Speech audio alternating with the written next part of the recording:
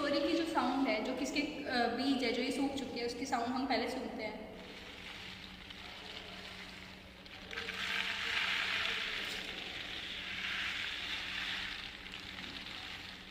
लहर, एक किस्म से इसको हम लहर का नाम दे सकते हैं।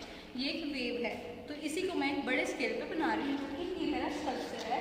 हालांकि इसमें अभी कुछ काम रह गया है और कुछ काम मैंने कर दिया है।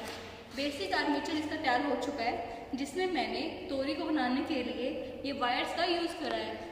अब इसको हम वायर्स का यूज़ करने के बाद इसके अंदर मैंने जाली को लपेटा है। छोटी तोरी में बीज होते हैं जो कि साउंड क्रिएट कर रहे हैं।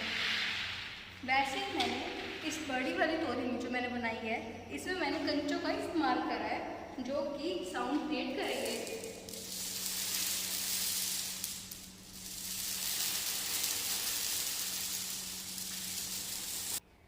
जो इसमें वायर्स दिख रही हैं उसको मैं जाली से पूरा कवर कर दूंगी ताकि वो ना दिखें। अब इसकी फंक्शनिंग की मैं बात करूँ तो इसकी फंक्शनिंग में एक मोटर लगाऊंगी जो कि सेंटर में यहाँ से